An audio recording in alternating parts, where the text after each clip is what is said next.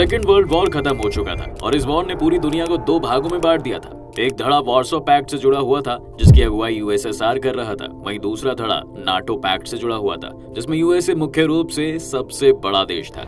और इसी के साथ शुरुआत होती है कोल्ड वॉर की, जिसमें यूएसए और यूएसएसआर ने सीधे तौर पर तो कोई लड़ाई नहीं लड़ी, लेकिन डिप्लोमेटिक तरीके से लगातार एक दूसरे से भिड़े रहे। इसी का एक और अध्याय है यूएसए और यूएसएसआर की स्पेस रेस। आज की इस वीडियो में हम जानेंगे कि किस तरह वर्ल्ड की दो बड़ी ताकतें यूएसए और यूएसएसआर ने एक समय पर स्पेस रेस में एक दूसरे की ईंट से ईंट बजाकर रख दी थी। लेकिन उससे पहले अगर आप हमारे चैनल पर नए हैं तो सब्सक्राइब का बटन जरूर दबा दें और बेल आइकॉन को भी प्रेस करना ना भूलें। अंतरिक्ष हमेशा से ही हमारे लिए अपार संभावनाओं का एक विषय रहा है। कहते हैं कि अभी हम अंतरिक्ष का एक छोटा सा भी हिस्सा नहीं ढूंढ पाए हैं। अंतरिक्ष में खुद को स्थापित करने की होड़ हमेशा से ही अलग अलग स्पेस एजेंसीज में लगी रहती है और स्पेस का नाम लेते ही यूएसए के नासा हमारे दिमाग में सबसे पहले आती है। लेकिन नासा के इतने विशाल बनने के पीछे एक बहुत लंबी कहानी रही है।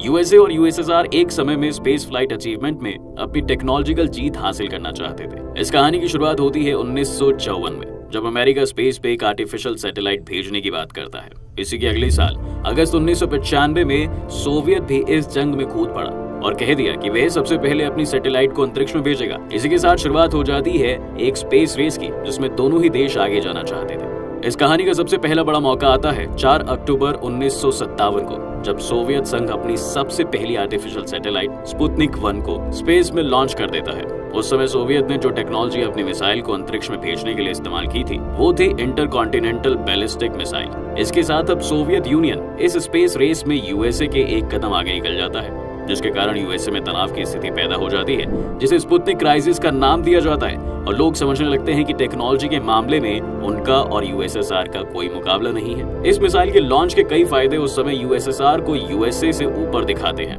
जैसे कि उनका मिसाइल बना लेना जिससे वो दुनिया के दूसरे कॉन्टिनेंट्स तक अपने न्यूक्लियर बम को भेज सकते हैं। ठीक इसी के एक महीने बाद 3 नवंबर को यूएसएसआर फिर से एक और मिशन, जिसे स्पुतनिक 2 कहा जाता है, उसे लॉन्च कर देता है। इस मिशन में उन्होंने अपनी सैटेलाइट के अंदर एक कुत्ते को भेजा होता है जिसका नाम होता है लाइका। और अब फिर से यूएसएसआर आगे निकल जाता है और पहला ऐसा देश बन जाता है जिसने किसी भी लिविंग ऑर्गेनिज्म को स्पेस में भेजा है। इसके 2 महीने बाद ही जनवरी 1958 को यूएसए भी अपना पहला स्पेस एक्सप्लोरेशन मिशन लॉन्च कर देता है और उसका नाम होता है एक्सप्लोरर 1। इसमें एक्सपेरिमेंटल इक्विपमेंट लगे थे जिसने बाद में वैन एलन रेडिएशन बेल्ट की खोज की। इस बेल्ट में सोलर विंड से पैदा हुए ऐसे छोटे पार्टिकल्स होते हैं जो जबरदस्त एनर्जी पैदा करते हैं। पृथ्वी के करीब ऐसे 2 बेल्ट का पता लगाया गया है। इसके खोजकर्ता जेम्स वैन एलन के नाम पर ही इसका नाम दिया गया था। ये बेल्ट धरती से करीब 604 किलोमीटर से 58,000 किलोमीटर की ऊंचाई पर है। यहाँ का रेडिएशन लेवल कम और ज्यादा होता रहता है। यहाँ पर एनर्जी पैदा करने वाले पार्टिकल्स सोलर विंड के अलावा कॉस्मिक रे से भी आते हैं। अमेरिका के इस पहले उपग्रह ने इससे जुड़े कई आंकड़े अमेरिकी वैज्ञानिकों को उपलब्ध कराए थे। ये अपने ऑर्बिट में करीब 12 वर्षों तक लगातार काम करता रहा। इसी के साथ 1 अक्टूबर 1958 को यूएसए नासा यानी कि national aeronautics and space administration नाम की संस्था बनाता है। उससे पहले सारा स्पेस से जुड़ा काम national advisory committee on aeronautics किया करती थी। सोवियत स्पेस प्रोग्राम की सफलता से चिंतित यूएस राष्ट्रपति डुइट एसेनोर ने national aeronautics and space act पर हस्ताक्षर किए, जिससे एक कमेटी और एजेंसी को बनाया गया जो अमेरिका के स्पेस एक्सप्लोरेशन मिशन के लिए मील का पत्थर साबित हो गई। इसके बाद 18 दिसंबर 1958 को अमेरिका ने दुनिया की पहली कम्युनिकेशन सैटेलाइट स्कोर लॉन्च की। इसके द्वारा सबसे पहले उस समय में अमेरिकी राष्ट्रपति डुइट डी एसेनोर के प्री रिकॉर्डेड क्रिसमस मैसेज को प्रसारित करके पूरी दुनिया का ध्यान आकर्षित किया गया, जो अंतरिक्ष से किसी भी आदमी की आवाज का पहला प्रसारण था। We have on tape or recorded the voice of the President of the United States as it's being broadcast from our great satellite put into orbit last night. इसके बाद केवल 2 महीने के भीतर दिसंबर 1958 में सोवियत संघ ने अपना पहला moon exploration mission Luna 1 launch किया।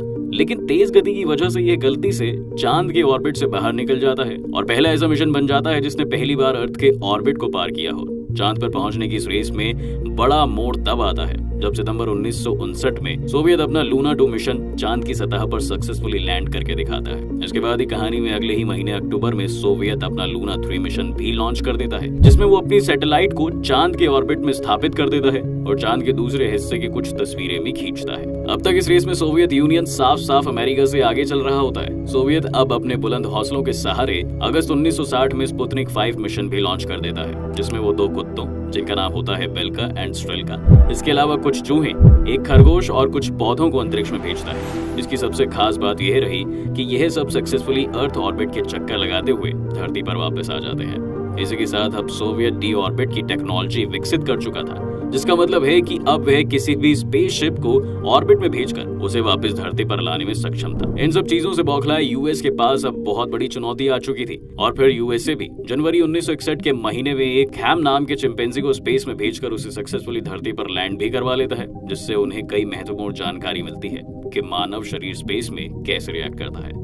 इसके बाद की कहानी सोवियत को यूएसए से कहीं अलग ले जाती है। अप्रैल 1961 में जब सोवियत अपना वोस्टॉक मिशन लॉन्च करता है तो पूरी दुनिया की आंखें खुली की खुली रह जाती हैं। ऐसा इसलिए क्योंकि अब की बार सोवियत किसी जानवर को स्पेस में नहीं भेज रहा था, बल्कि इंसानों को भेज रहा था और उस समय इन्हें कॉस्मोनॉट कहा गया। सोवियत यूनियन के यूरी गैगरिन दुनिया के पहले ऐसे इंसान बन जाते हैं जिसने अर्थ से बाहर स्पेस की यात्रा की है। उन्होंने अंतरिक्ष में करीबन 1 घंटा 48 मिनट की यात्रा करके इतिहास रच दिया था। अगले महीने अमेरिका भी मई 1961 में अपना पहला एस्ट्रोनॉट अंतरिक्ष में भेजता है, जिसका नाम होता है एलन शेफार्ड, जो कि मर्क्यूरी रेडस्टोन 3 स्पेस क्राफ्ट में बैठकर अंतरिक्ष में जाते हैं। लेकिन इन्होंने उस समय अर्थ को ऑर्बिट नहीं किया था, बल्कि वह स्पेस में 116 मील ऊपर जाते हैं और करीबन 15 मिनट वहां बिताकर जमीन पर वापस आ जाते हैं। बाद में इसी महीने की 25 तारीख को US president John F Kennedy घोषणा करते हैं कि यूएसए इस दशक के अंत तक मानव को चांद पर भेजकर उसे सुरक्षित धरती पर वापस लाएगा। यह चीज उस समय के लोगों को सोचने में भी असंभव लगती थी और इसी के साथ अपोलो प्रोग्राम को लॉन्च कर दिया गया।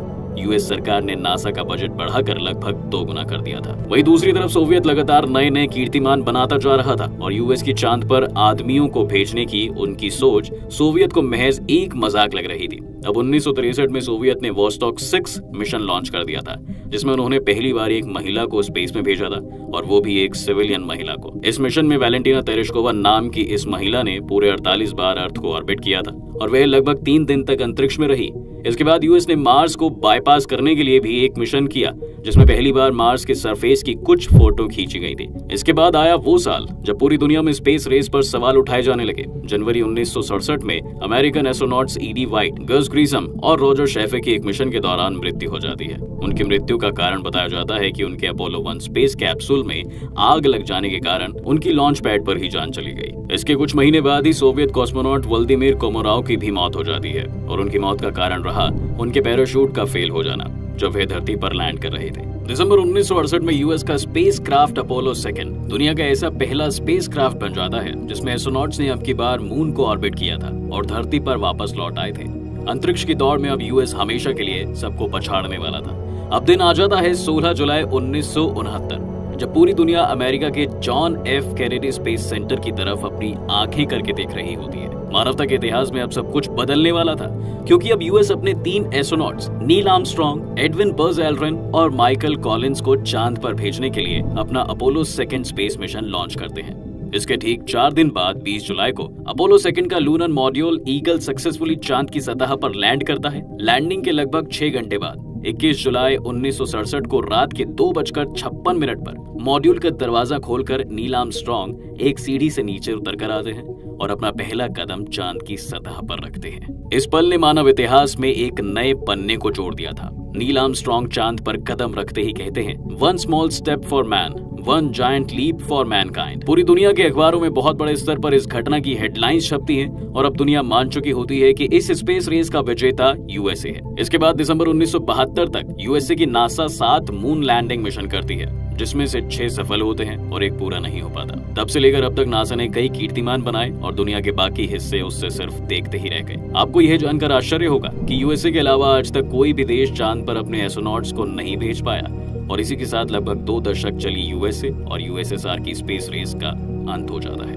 बहरहाल, अगर आपको ये वीडियो पसंद आई हो तो वीडियो को लाइक करें और शेयर किए बिना बिल्कुल मत जाएं। इसी के साथ मिलते हैं मिस्टिकल लैंड की किसी और मजेदार वीडियो के साथ।